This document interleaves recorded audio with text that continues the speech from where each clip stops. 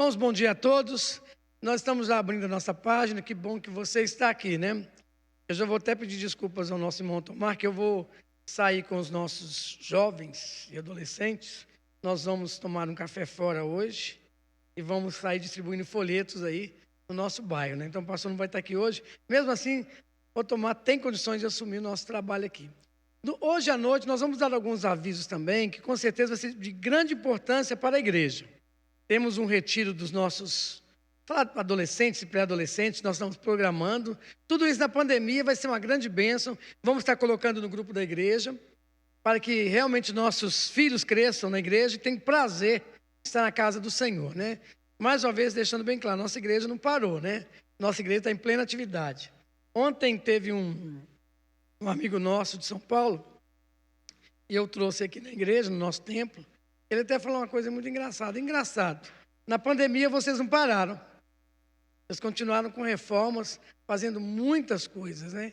E que Deus, assim, continue nos abençoando. Às 19 horas estaremos aqui também. Vamos orar, depois em seguida a palavra está com o Tomar, e nós vamos sair, né? Vamos orar então? Pai, em nome de Jesus, muito obrigado por tudo que o Senhor tem feito na vida do teu povo, na vida da igreja. E, Pai, nós queremos só agradecer por tudo aquilo que o Senhor vai fazer hoje, a ministração da tua palavra, Deus.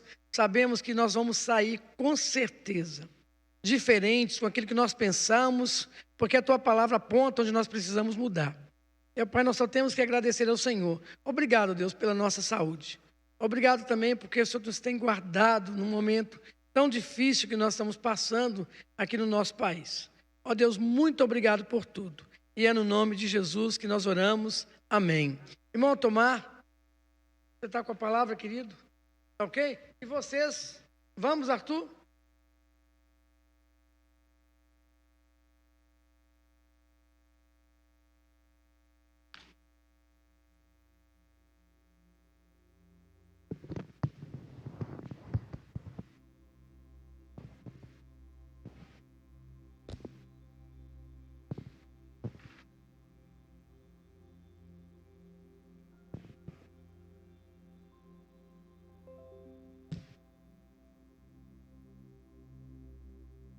Os irmãos deixam isso daqui tudo bonitinho, né? Vem eu, tiro tudo esses fios, esses prendedores que estão aqui, mas é porque eu prefiro segurar o microfone ao invés de deixá-lo fixo aqui no pedestal. Bom dia a todos. Eu vou tirar minha máscara aqui, tá? Para que vocês consigam me ouvir melhor. Que a graça e a paz do Senhor Jesus Cristo esteja conosco hoje, domingo, nessa parte da manhã. Que alegria ter os irmãos aqui no templo. Vocês que vieram aqui certamente estão sedentos da palavra de Deus. E isso é muito bom. Estar na casa do Senhor sempre é muito bom. Aqui o Senhor ordena a sua bênção para sempre. E graças a Deus por isso. Nós temos hoje de manhã a oportunidade de ouvirmos a palavra do Senhor e aprender dela. Essa que é a fonte viva e verdadeira, que todas as vezes que nós abrimos, lemos, o Senhor fala conosco de uma forma muito especial. E comigo não foi diferente. Quando eu estava me preparando, né, para poder trazer a palavra que o pastor pediu para que eu trouxesse nessa manhã. Nós estamos numa sequência de estudos a respeito da primeira carta de Pedro, Carta Universal de Pedro, e hoje nós faremos o encerramento. Só para que a gente faça uma breve revisão, né? Lembrar o que foi pregado nas últimas 4 semanas aqui.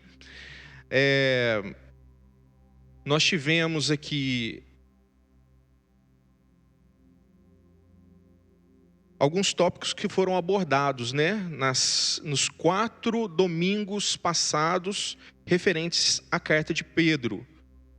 Foi regenerados para uma vida de esperança, conselhos e recomendação aos crentes, e aí foi dividido, né? Um chamado à vida santa, o chamado a aproximar-se da pedra viva, a pedra angular que é Cristo, um chamado... eu digitei meio correndo, a palavra trocou aqui, né? um chamado às virtudes de Cristo, nós pudemos então vivenciar, né, trazer uma experiência a respeito das virtudes de Cristo para a vida do cristão.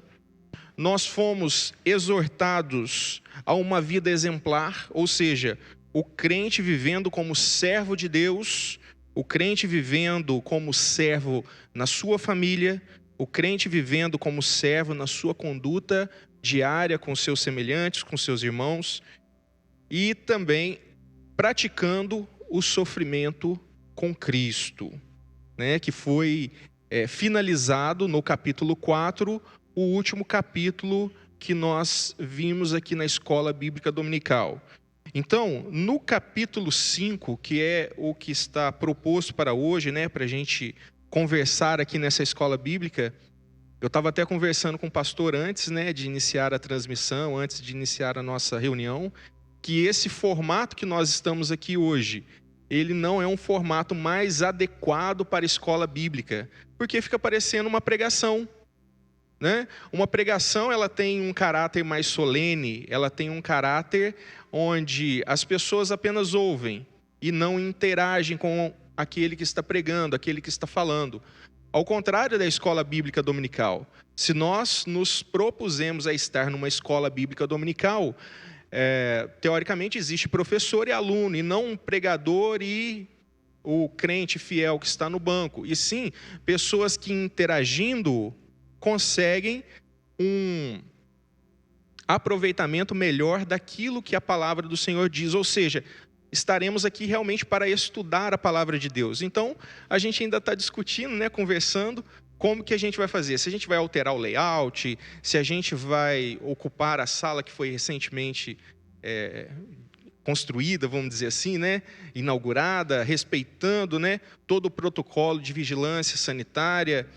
A gente ainda não sabe como vai fazer, mas fato é que, possivelmente, se a gente ficar nesse formato que aqui estamos, nós vamos ter um microfone que vai passar entre os irmãos, para que os irmãos tenham a oportunidade de perguntar e tirar dúvida. Porque muitas das vezes, em uma pregação, você pode até ficar com uma dúvida, mas pela solenidade do momento, não é possível que aquela dúvida seja tirada de forma imediata.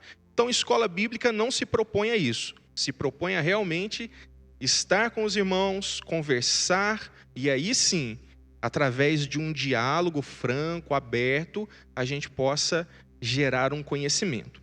Bom, hoje, em si, vamos falar a respeito do capítulo 5, que é o último capítulo, o capítulo de encerramento da epístola de Pedro, e ele traz algumas orientações gerais aos presbíteros, aos jovens e o trato geral dos irmãos.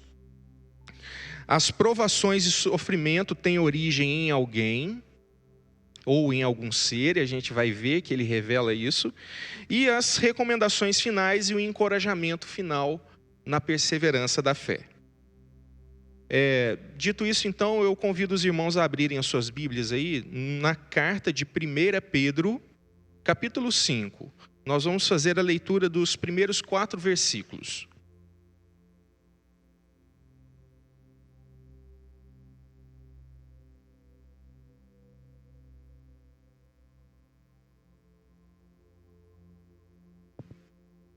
Todos encontraram?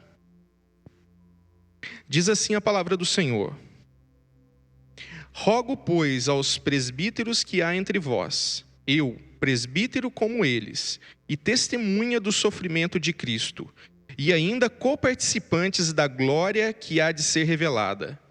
Pastoreai o rebanho de Deus que há entre vós, não por constrangimento, mas espontaneidade, como Deus quer, nem por sorte da ganância, mas de boa vontade, nem como dominadores dos que vos foram confiados, antes tornai-vos modelos do rebanho. Ora, logo que o Supremo Pastor se manifestar, recebereis a imersível coroa da glória.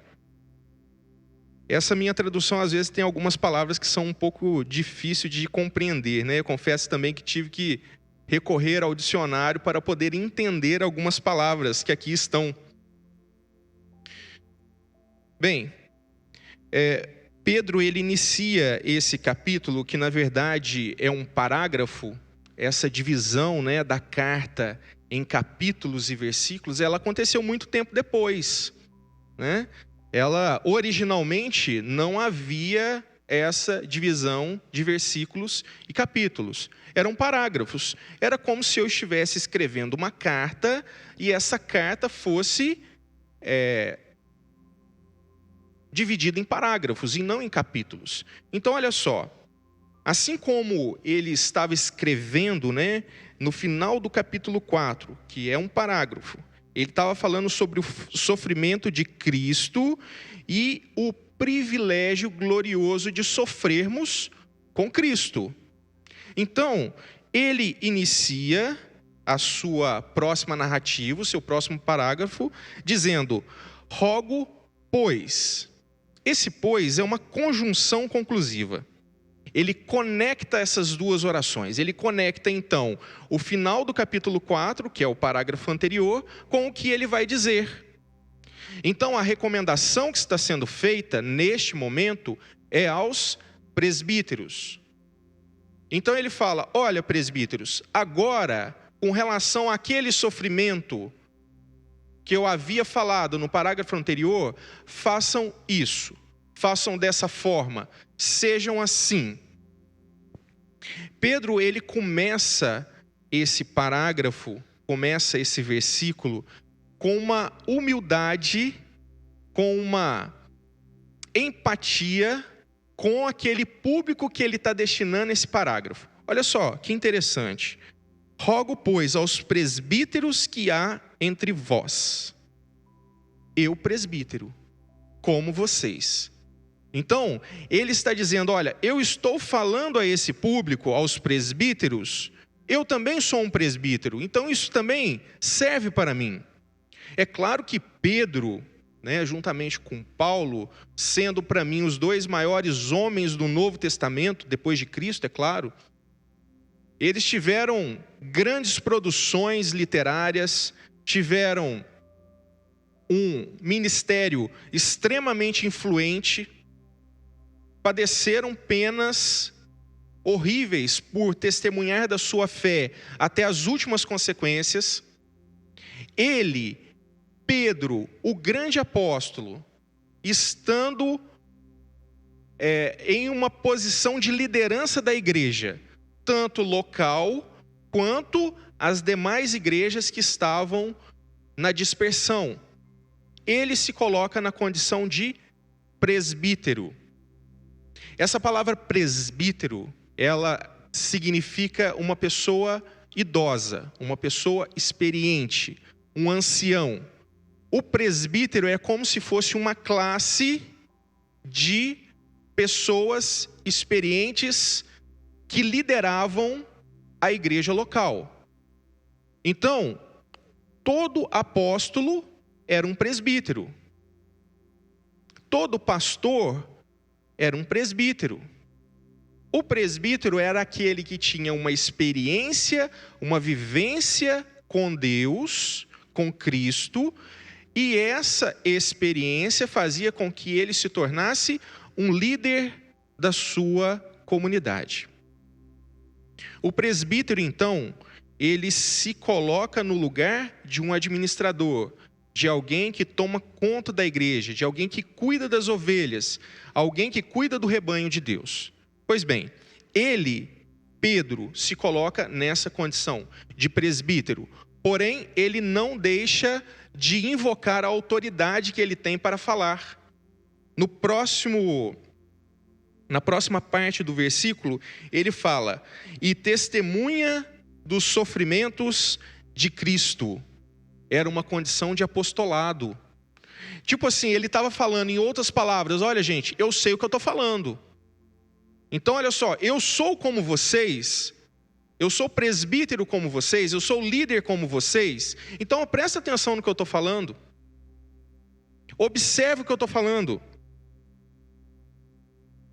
E ainda, coparticipantes da glória que há de ser revelada. Então ele, com humildade, ele se coloca na mesma condição dos demais, mas com autoridade de uma testemunha ocular do sofrimento de Cristo. E uma das condições de apostolado é justamente ter convivido com Cristo, ter estado com Cristo. Interessante que depois a gente vai falar um pouquinho a respeito disso também, né? Tem muitas denominações evangélicas que utilizam vários títulos. Não que o título seja errado, mas pela etimologia da palavra, aí sim seria errado, né? Então, olha só. Quando ele fala, rogo, pois, presbíteros, ele faz um link. Olha, presbíteros, ensina o povo a sofrer direito. Ensina o povo a passar pelo sofrimento em Cristo. Essa conexão do pois, ela é muito importante para a gente entender o contexto que a carta foi escrita e o público a quem ela se destina. No versículo 2, ele traz uma recomendação muito interessante. Ele fala para o presbítero pastorear. Pastorei o rebanho de Deus. Olha, às vezes são coisas que a gente lê e nem percebe, né? Se a gente não prestar atenção, o rebanho é de quem? É de Deus. O rebanho não é do pastor. O pastor, ele está lá para tomar conta das ovelhas, mas ele toma conta de um rebanho que não é dele. Isso há de ser revelado mais à frente, né? Quando o supremo pastor, esse sim, o pastor verdadeiro, esse virá com a redenção à sua igreja. Pastorei de que forma? Tem 3 antíteses aqui que ele coloca. Primeiro a forma errada, para depois demonstrar a forma certa do que é pastorear.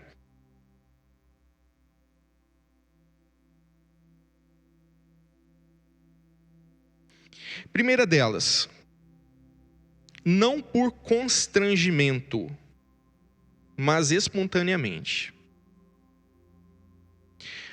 Não por constrangimento. Uma pessoa que se dedica ao presbitério, ao presbiterato ou a ser pastor, ele não pode fazer isso de forma forçada. Ninguém pode obrigá-lo a exercer esse ofício. Tem que ser de espontânea vontade. Ele tem que fazer porque ele quer. Ele quer, ele sentiu esse chamado de Deus, ele entende que dentro do corpo de Deus, ele tem essa atribuição de liderar, de pastorear, e dentro dessa atribuição, ele aceita espontaneamente essa indicação que Deus colocou no seu coração. Não é de forma forçada, não é vamos reunir os irmãos aqui hoje e vamos eleger o nosso líder. Aí coloca o irmão João. O irmão João, a partir de hoje, é o nosso pastor.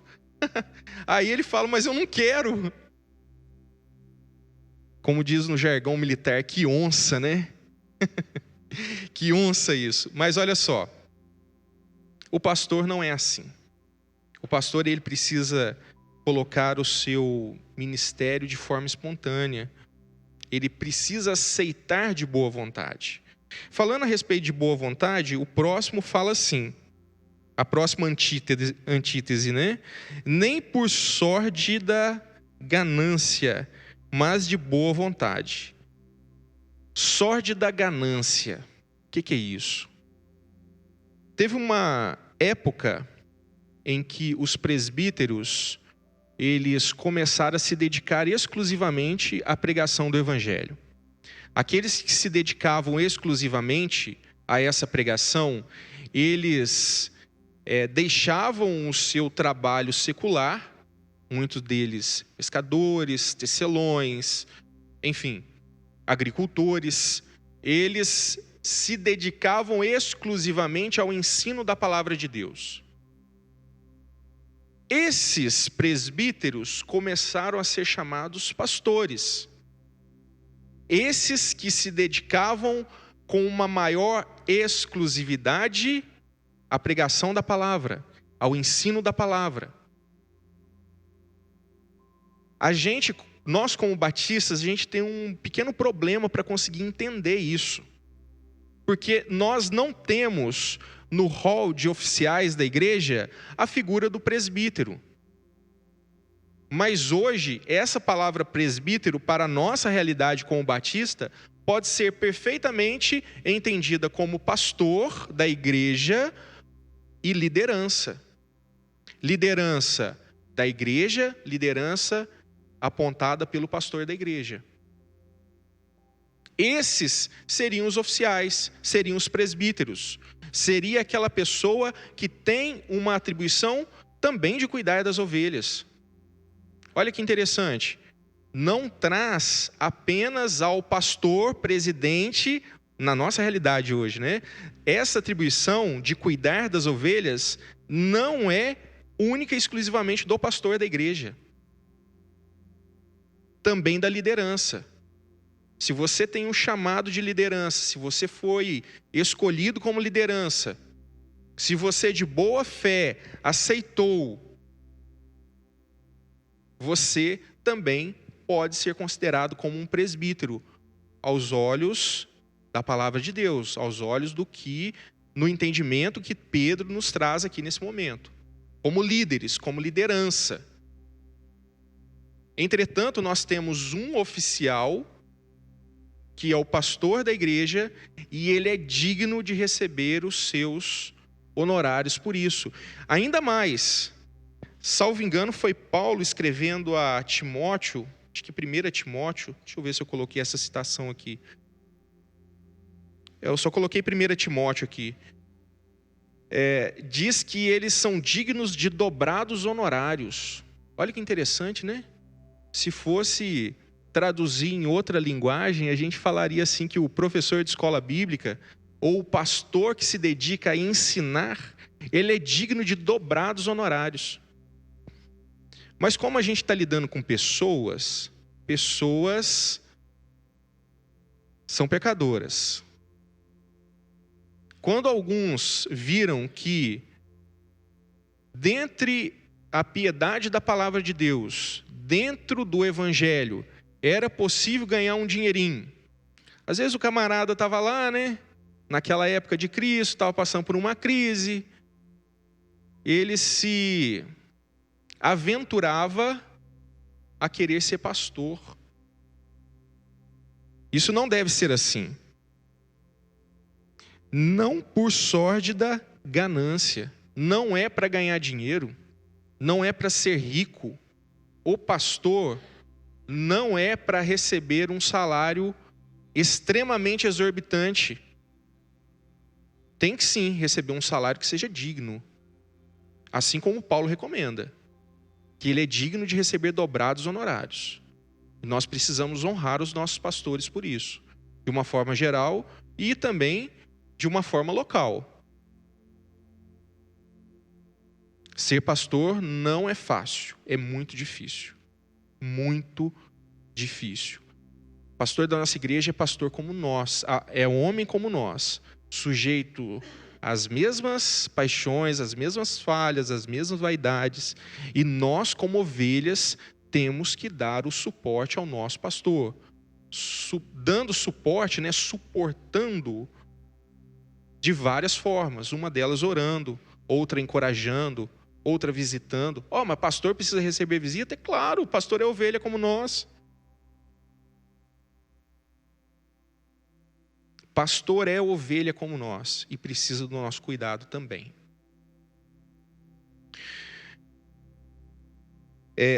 O risco que a gente tem de ter um pastor ganancioso é que muitas das vezes um pastor ganancioso vai entender a igreja ou vai ler a igreja como sendo uma empresa.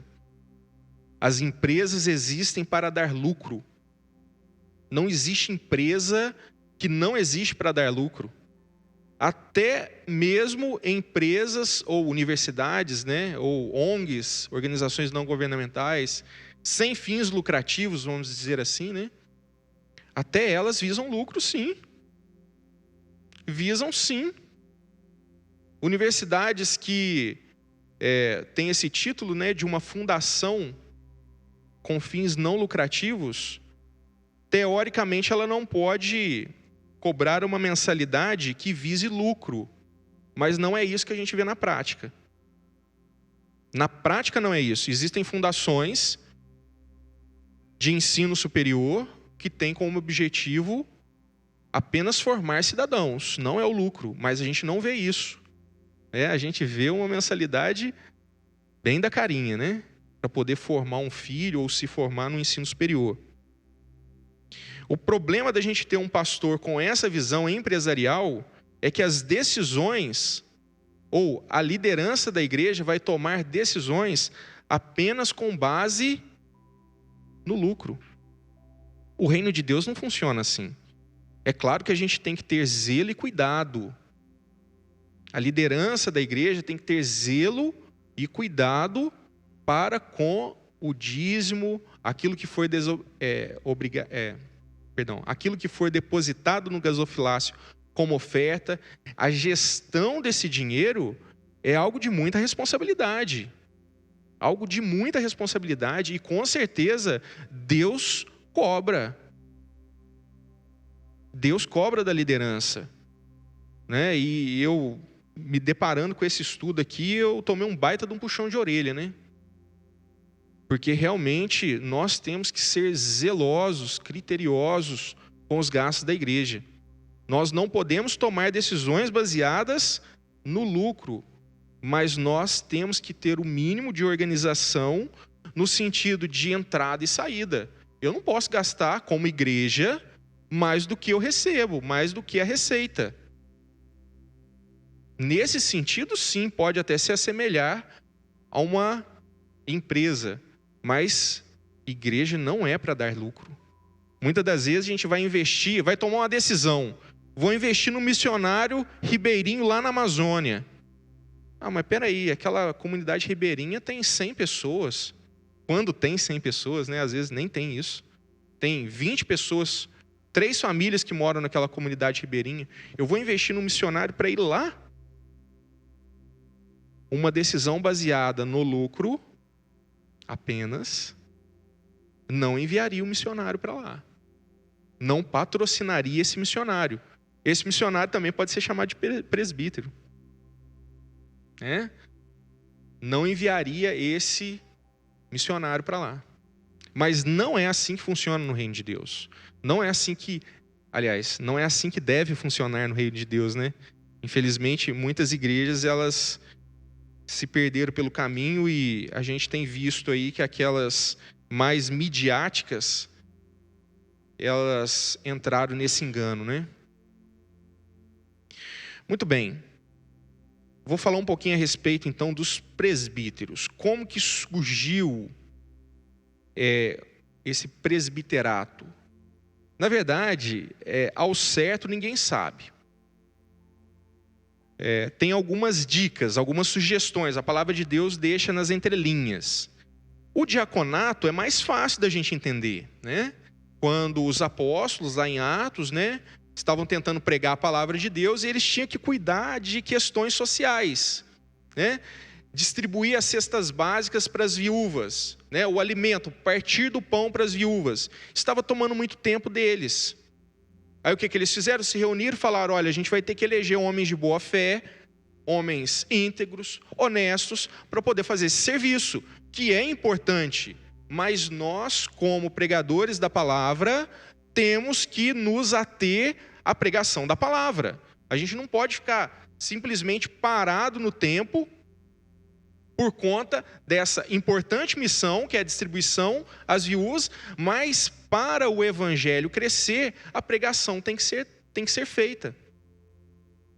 E aí foram eleitos, dentre o povo, os diáconos, que passaram a exercer esse ministério. Já os presbíteros, a gente tem uma possível menção deles no Antigo Testamento, onde Jetro chega para o seu genro, né, Moisés, e fala: olha, você está decidindo essas questões do povo aí, tem 1 milhão de pessoas fora da tua tenda aqui, ó, fazendo uma fila enorme para você vir aqui e decidir essas questões. Você não está sendo eficiente, você precisa ser mais prático.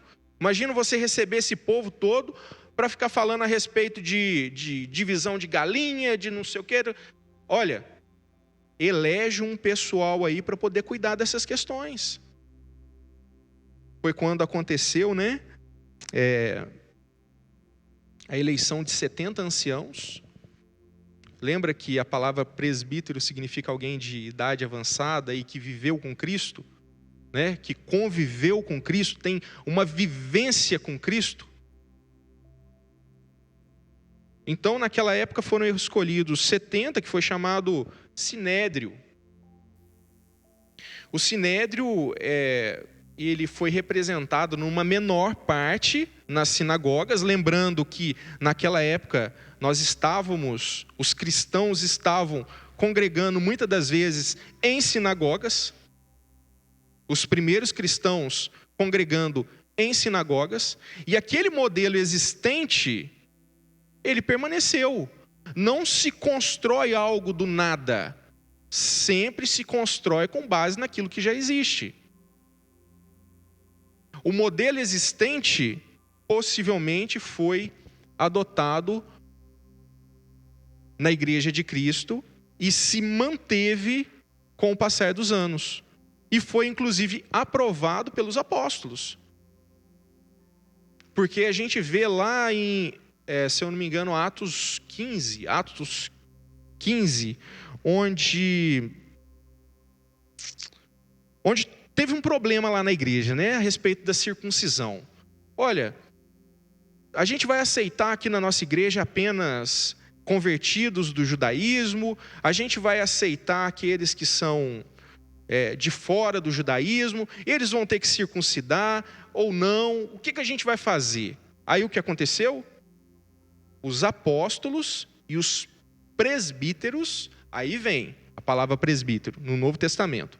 Os apóstolos e os presbíteros se reuniram para decidir essa questão. Então a gente vê que esses presbíteros, essas pessoas já faziam parte da liderança da igreja cristã, da igreja local, já faziam parte. Os presbíteros também, eles foram sucessores naturais dos apóstolos. Os apóstolos iam morrendo e não era eleito, ou ninguém tomava esse título de apóstolo. Com exceção de um, né, que Judas saiu fora da história, né? E aí foi eleito um outro apóstolo, que no meu ponto de vista também poderia ser Paulo, né? Mas ele se intitulou apóstolo. Paulo se intitulou apóstolo. Mas naquela época, esses apóstolos, né, receberam o Espírito Santo, né? Os 12 apóstolos receberam o Espírito Santo, fazendo uma referência aos patriarcas. Aí sim, eles foram morrendo e não foram sendo incluídos apóstolos, apenas presbíteros. Então, o presbítero também é um apóstolo. Aliás, o apóstolo também é um presbítero, mas nem todo presbítero é um apóstolo. Bom, a gente tem algumas na verdade não existe hierarquia, né? A mente humana parece que precisa compreender isso de forma hierárquica, mas não existe hierarquia entre o reino de Deus. Em que sentido? Parece que algumas igrejas têm tipo um plano de carreira, né, para o crente. Primeiro ele começa lá, né, como o obreiro, aquela pessoa que está mais disponível para o templo, para ajudar. Depois é eleito diácono, depois vai para o presbitério, aí ele chega pastor, aí tem mais algumas, né? Vai para bispo, vai para arcebispo, por aí vai. Mas no reino de Deus existem divisões de funções. Divisão de funções. Não superioridade. As funções são diferentes. Continuando aqui. Versículo 3, capítulo 5, versículo 3. Nem como dominadores do que vos foram confiados, antes tornando-vos modelos do rebanho. Nem como dominadores do que vos foram confiados, antes tornando-vos modelos do rebanho. Essa palavra dominadores, ela deriva de uma palavra grega que significa dominar com a força. Então é dominar com a força física, é como se fosse uma coerção. Você faz alguém de forma obrigatória, fisicamente obrigando. Então olha só, os pastores não devem pastorear o rebanho que é de Deus de forma coerciva, mas sim pela força do exemplo. E isso é difícil, né? Pastorear com a força do exemplo. Então traz aos nossos pastores uma responsabilidade muito grande. A responsabilidade é nossa também, né? Pregar a palavra, pregar o evangelho pela força do exemplo. Mas aos pastores tem uma citação direta. Olha, você vai pastorear a igreja como modelo, como exemplo. Se alguém tiver dificuldade no seu casamento, você vai mostrar o seu casamento para ela. Se algum crente tiver dificuldade na criação de filhos, você vai mostrar como você cria o seu filho.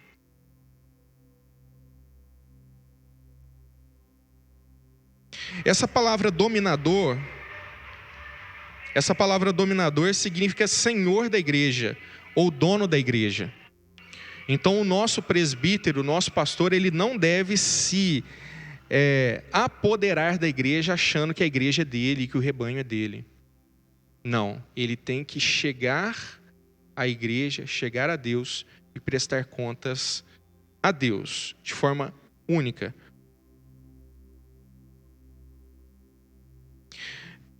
Pedro, ele teve uma passagem interessante com Jesus, né? Quando Jesus Cristo falou assim: Pedro, tu me amas? E ele responde: sim, Senhor, então apacenta minhas ovelhas. E por 3 vezes Jesus perguntou isso, né?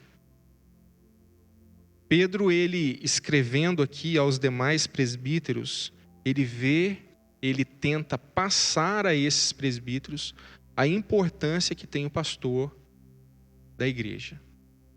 O pastor, o líder, né, a liderança da igreja, em transmitir a mensagem, em cuidar das ovelhas, em ensinar as ovelhas. No verso 4.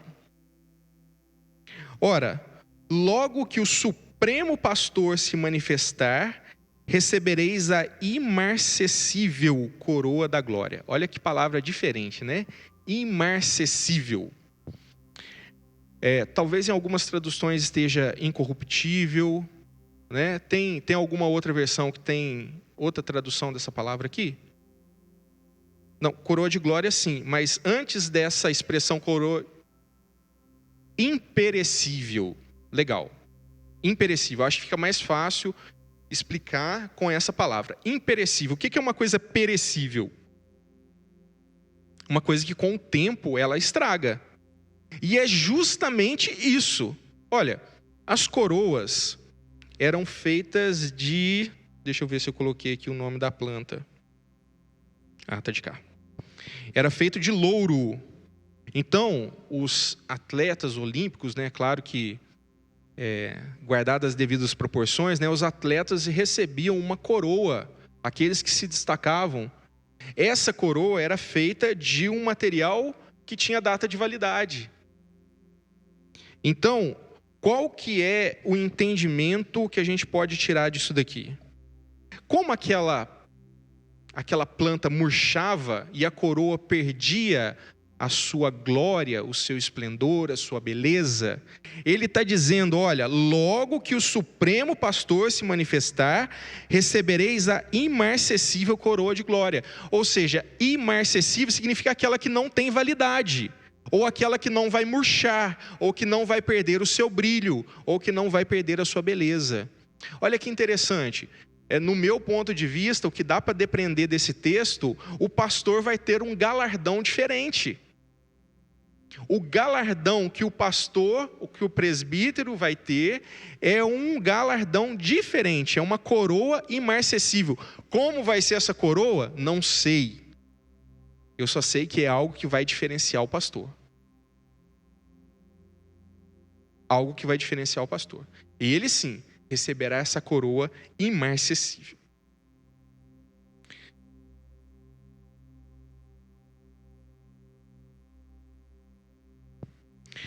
Irmãos, vamos continuar a leitura então no verso 5.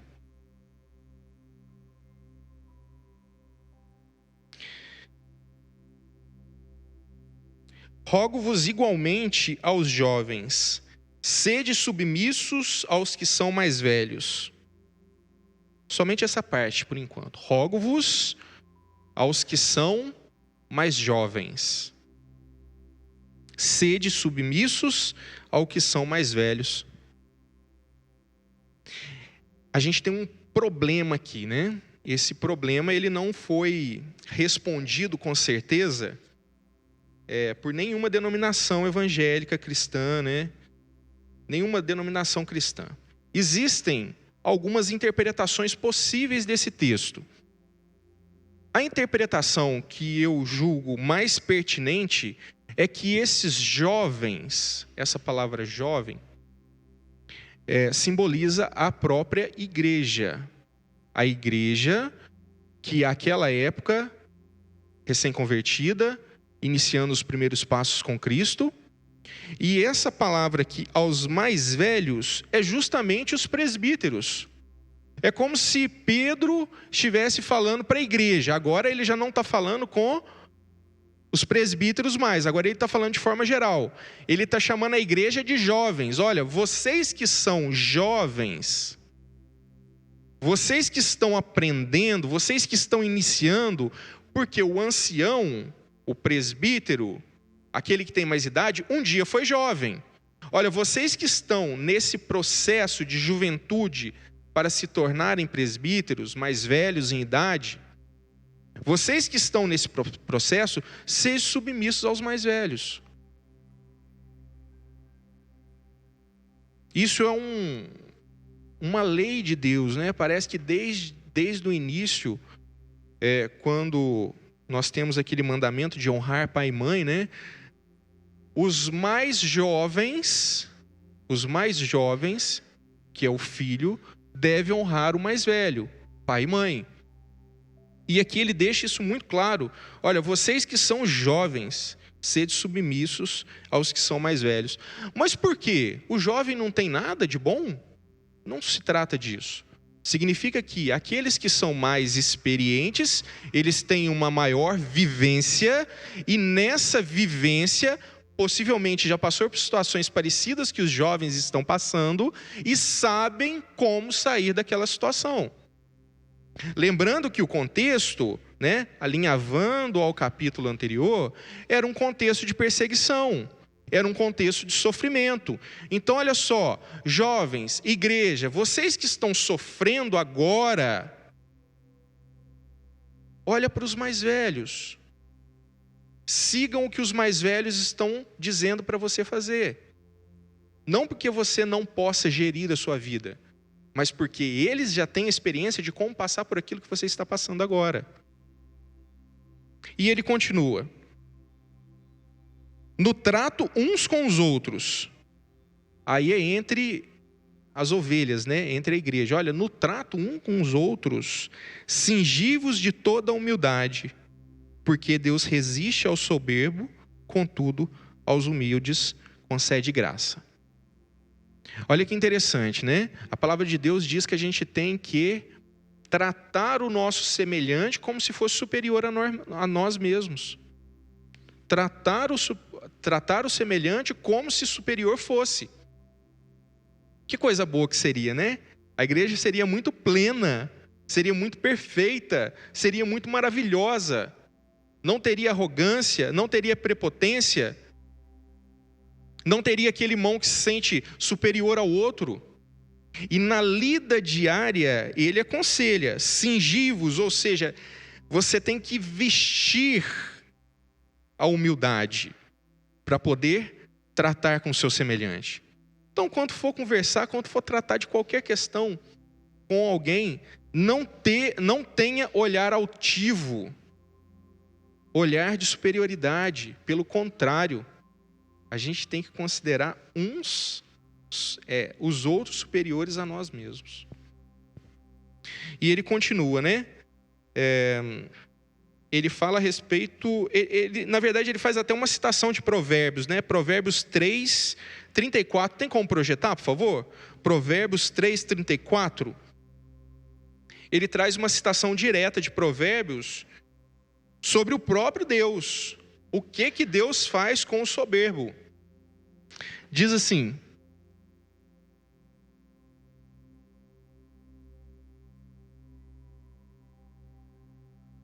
Provérbios... ok. Certamente, ele escarnece dos escarnecedores, mas dá graça aos humildes. Essa versão está um pouquinho diferente, né?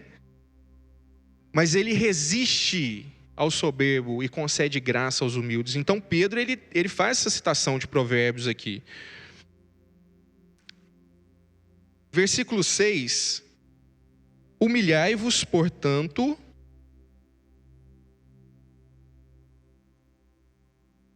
sob a poderosa mão de Deus, para que Ele, em tempo oportuno, vos exalte, lançando sobre Ele toda a vossa ansiedade, porque Ele tem cuidado de vós. Nos versículos 6 e 7, trata a respeito da gente se submeter a Deus. Então, quem se humilha, ou seja, ele se sujeita ao sofrimento que está chegando, quem entende esse sofrimento em Deus, ele será exaltado. Nós não devemos nos revoltar, nos rebelar, voltar as costas para Deus.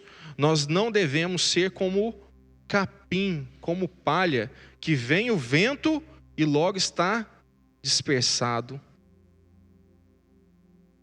No meio do sofrimento em Cristo, sendo perseverantes, nós vamos certamente receber a nossa coroa também. Então, todo esse contexto mostra que os presbíteros são encorajados por Pedro a ensinar a igreja como sofrer e a perseverar nesse sofrimento. Lembrando que a nossa coroa, o nosso galardão será dado em Deus. Então, aquela igreja que prega uma vida plena aqui na igreja, não é a igreja segundo a palavra de Deus. É uma igreja que foi criada e inventada do homem para o próprio homem, e não para a glória de Deus. No verso 7, ele fala sobre uma perseguição. Hoje nós não vivemos perseguição, irmãos. Aqui no Brasil, nós não temos uma perseguição sobre os cristãos. Mas a época que essa carta foi escrita, havia sim uma perseguição. Se hoje a gente chega no nosso emprego, às vezes o nosso patrão dá uma olhada meia torta para a gente fica pensando, esse cara vai me mandar embora, hein? A gente já fica meio ansioso. Imagina com uma perseguição à espada, ou seja, uma perseguição de morte.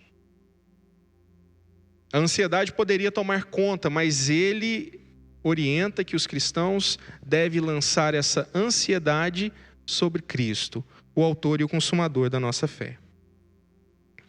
Já quase finalizando a carta, ele fala, sede sóbrios, versículo 8, tá? Sede sóbrios e vigilantes. O diabo, o vosso adversário, anda em derredor como um leão que ruge, procurando alguém que possa devorar. Nesse verso 8, Pedro então identifica aquele que é o verdadeiro causador de toda tribulação. de todo sofrimento, de todo revés que o crente sofre, o diabo. Então, irmãos, a nossa luta não é contra carne ou sangue, mas contra os principados e potestades nas regiões celestes.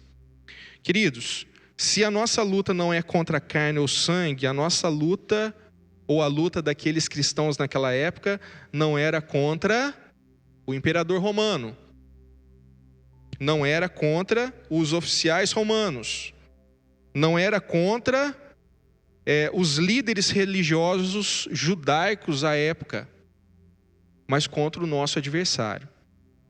O nosso adversário é o diabo. Eu vou dar continuidade aqui. O diabo é colocado como um leão que ruge, procurando uma presa fácil. Então, ele faz essa figura de linguagem, né, mostrando como se um leão fosse. O leão tem uma estratégia, ele cerca o rebanho e ele ataca aquele que tiver melhor condição de êxito. Isso de forma verdadeira, de forma real, né? Quem já viu algum documentário vê que o leão, ele fica ao redor de um rebanho, né? Pode ser um rebanho de zebras, por exemplo, e aquela zebra que for mais jovem ou recém-nascida, ou aquela que tenha menores condições de sobreviver ao seu ataque, ele vai buscar justamente essa presa. Eu não quero ser essa presa. Eu não quero ser. Eu tenho certeza que ninguém de nós queremos ser essa presa. No versículo, dando continuidade aqui, né? No versículo 9, ele ensina como então ter vitória sobre o diabo. Como o crente tem a vitória sobre o diabo? Resistir firmes na fé, certos de que os sofrimentos iguais aos vossos estão se cumprindo na vossa irmandade espalhada pelo mundo. Parece que existe um consolo, né? Tem gente sofrendo junto comigo. Eu estou sofrendo, eu estou sendo perseguido, eu estou sofrendo em Cristo, mas os meus irmãos também estão. Parece que o ser humano é assim, né? Se tem outros sofrendo junto conosco, parece que a gente se fortalece.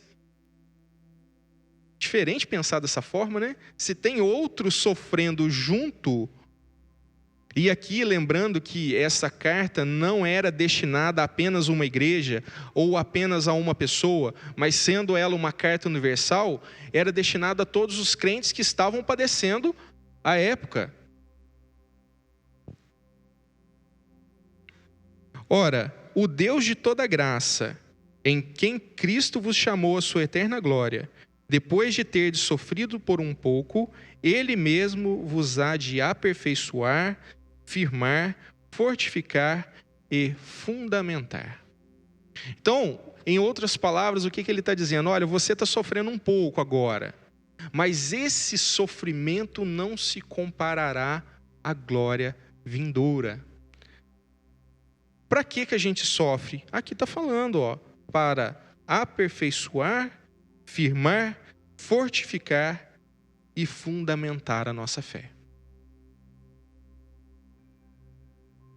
E aí ele traz aqui uma exortação a Deus, né? A Ele seja o domínio pelos séculos dos séculos. Amém. Esse domínio também havia um domínio externo, né? O domínio do império.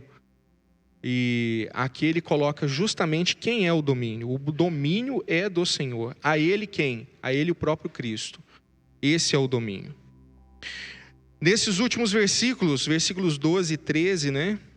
Para encerrar, por meio de Silvano, agora aqui revela quem foi realmente o escritor da carta, né? O autor da carta é Pedro. Ele dita a Silvano o que ele deveria escrever. Por meio de Silvano, para que vós outros, irmão fiel, como também o considero, vos escrevo resumidamente, exortando e testificando de novo, que esta é a genuína graça de Deus. Nela estar firmes, Aquele que se encontra em Babilônia, também eleita, vos saúda, como igualmente meu filho Marcos. Interessante aqui que Marcos também está com ele, né? Além de Silas, aliás, Silvano, além de Silvano, Marcos está com ele. Esse Marcos é o João Marcos, né? Aquele que também andou um pouquinho com Paulo no começo lá, e tiveram um desentendimento. Acabou que Pedro, né? Ele até mesmo chama de filho. Tudo se conecta, né? A palavra de Deus não tem imperfeições. Esse Marcos, que está aqui com Pedro nesse momento, é o mesmo Marcos que escreveu o Evangelho de Marcos. Então o Evangelho de Marcos, muitas das vezes, é atribuído até mesmo a Pedro, como se Pedro tivesse ditado a ele o que deveria escrever. Existe uma semelhança literária muito grande, guarda muita semelhança as cartas de Pedro com o Evangelho de Marcos. E ele encerra, né? Saudai-vos uns aos outros com ósculo de amor. Essa parte está um pouco prejudicada, né? Cadê o irmão Figueiredo? Essa parte está um pouquinho prejudicada. O irmão Figueiredo que gosta de nos saudar com ósculo santo, né? Eu lembro que quando... Oi? Sim. Eu lembro que quando eu cheguei aqui na Betel, eu não tinha muito o costume de... né? Tá rindo, né, pastor? Eu não tinha muito costume de receber beijos. Mas é interessante receber o ósculo santo. O ósculo santo não é para os irmãozinhos ficar beijando as irmãzinhas com maldade, não, né? É realmente por demonstrar amor e afeto. E é isso que eu sentia, é isso que eu sinto do irmão Figueiredo quando ele nos saúda com o ósculo santo. Em tempo de pandemia a gente não pode fazer isso, né? Mal a gente consegue fazer um aceno, né? Mas ele fala aqui, né? Saudai-vos uns aos outros com ósculo santo, que é o ósculo santo de amor. Né? Aí depois a gente pode até pegar o conceito de amor, falar que o amor é muito diferente de um amor eros, de um amor egoísta. E ele finaliza, né, dizendo: paz a todos vós que vos acheis em Cristo. Então é isso que Paulo deseja, é isso que Pedro deseja a toda a comunidade que ele escreve. Nós tenhamos paz. Ele deseja essa paz do fundo do coração dele. Engraçado que no verso 13 ele chama a igreja, né, que está em Roma, de Babilônia. É interessante, né? No Novo Testamento, Babilônia é sempre chamada a igreja de Roma. Também eleita, né? Vos saúda como igualmente meu filho Marcos. Irmãos, eu acho que era isso que nós tínhamos para hoje. Gostaria de lembrar os irmãos que mais à noite nós temos culto, nós temos reunião pública solene aqui na igreja e vai ser uma bênção, tenho certeza. Você que está em casa e tem o desejo de vir até aqui, na Igreja Batista Betel, venha, traga sua família. Nós estamos respeitando todas as determinações das autoridades sanitárias. Todos os nossos irmãos estão aqui com a utilização de máscara de proteção facial. Nós temos o local para você higienizar as suas mãos. Nós temos álcool em gel na entrada do templo. O distanciamento está sendo respeitado, né? Pessoas que são da mesma família podem permanecer próximas, mas aqueles que não são, estão sendo guardadas as distâncias de segurança. Tudo aqui foi pensado, planejado. Recebemos inclusive a visita da vigilância sanitária local, que atestou que nós temos capacidade para receber 43 pessoas. Essa lotação é respeitada, então não tenha medo de vir ao templo, estar conosco, com os irmãos, para poder louvar e glorificar a Deus mais à noite. Ainda, encerrando, o Ministério Infantil vai promover a venda de alguns hambúrgueres, né, no próximo final de semana. Você que tem desejo, né, de contribuir para o ministério e que tenha fome também, né, para poder degustar de um delicioso hambúrguer, você pode encomendar Mas à noite a gente vai trazer maiores informações dos telefones, né? Você pode entrar em contato para fazer essa encomenda. Tá? Que Deus assim nos abençoe. Pastor, o senhor vai fazer o encerramento? Que Deus nos abençoe e abençoe a Igreja de Cristo reunida aqui em Pouso Alegre, em nome de Jesus.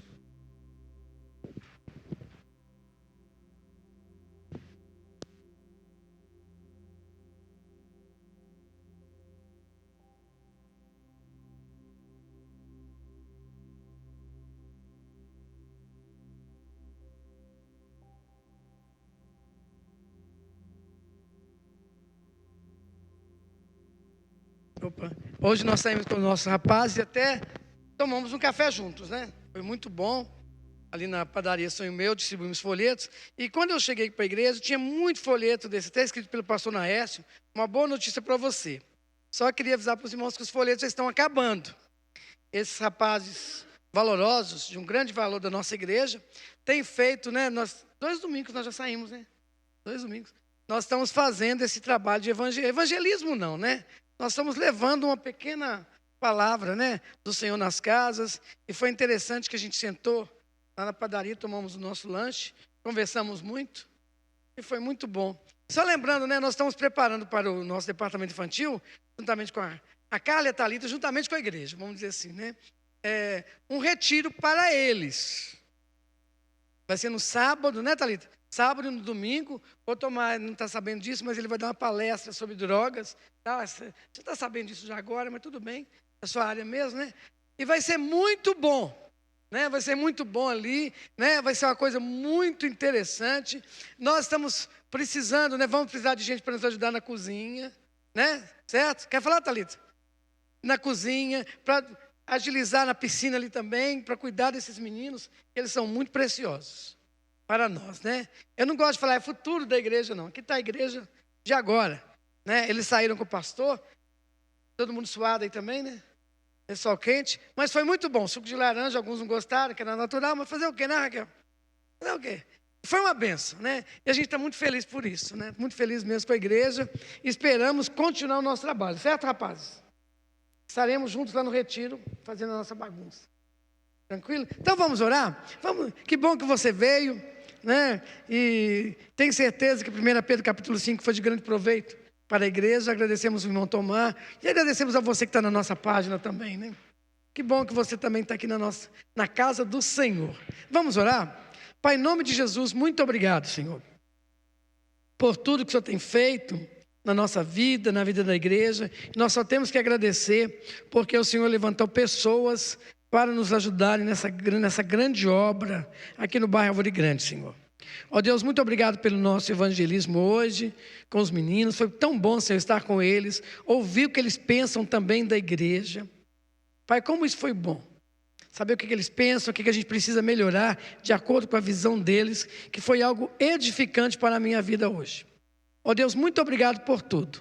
E é no nome de Jesus que nós oramos. Amém. E que Deus assim nos abençoe, né?